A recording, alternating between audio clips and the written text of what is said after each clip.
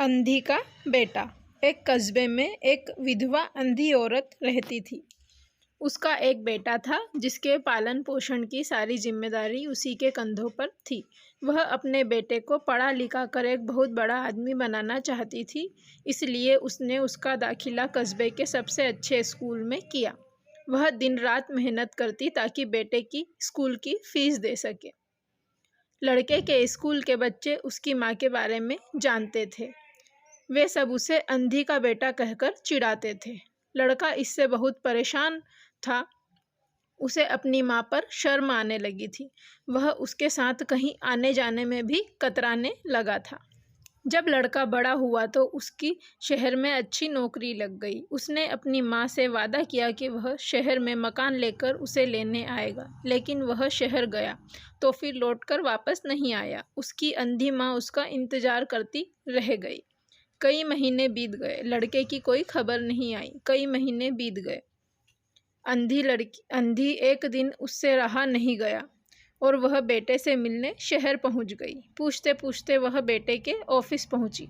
वहां security guard ने उसे रोक दिया। अंधी औरत ने गार्ड को अपने बेटे का नाम बताया और बोली कि उससे जाकर कह दो कि गांव से कोई मिलने आया है। गार्ड ने जाकर उसके बेटे को बताया। बेटे ने ऑफिस की खिड़की से देखा तो उसे अपनी माँ गेट के बाहर खड़ी नजर आई। वह ऑफिस में सबके सामने अपनी माँ की वजह से शर्मिंदा नहीं होना चाहता था। उसने कहला दिया कि वह ऑफिस में नहीं है। अंधी औरत वहां से चली गई। शाम को वह लड़का ऑफिस से घर जाने के लिए निकला। रास्ते में एक जगह काफ़ी भीड़ जमा थी। वह अपनी गाड़ी लेकर रोककर भीड़ के पास पहुंचा तो बीच में सड़क पर अपनी माँ को मरा हुआ पाया। उसके हाथ में एक चिट्ठी थी जिसमें लिखा था, बेटा, बड़े दिन हो गए, तेरी कोई खबर नहीं मिली। चिंता हो रही थी, इसीलिए तुझसे मिलने चली आई। तू तो अब बड़ा आदमी बन गया है। तुझसे मिलना अब शायद मुझ गरीब की किस्मत में नहीं, लेकिन मैं बहुत खुश हूँ तेरे लिए। तूने अपना ही नहीं मेरा सपना भी पूरा कर दिया।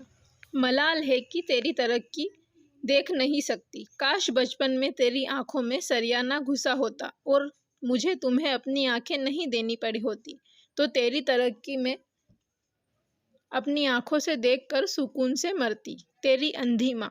ये पढ़कर लड़का फूट फूट कर रोने लगा। जिस अंधी माँ पर उसे शर्म आती थी, उसने उसके लिए कितना बड़ा बलिदान किया था।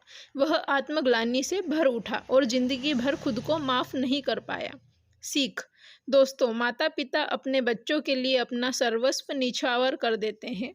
हमें हमेशा अपने माता पिता का सम्मान करना चाहिए। अगर आपको हमारी कहानी पसंद आई हो तो प्लीज़ वीडियो को लाइक करें और चैनल को सब्सक्राइब करें और बेल आइकन को ज़रूर प्रेस करें ताकि आने वाली वीडियोस की सभी नोटिफिकेशन आपको मिलती रहें। Thank you for watching.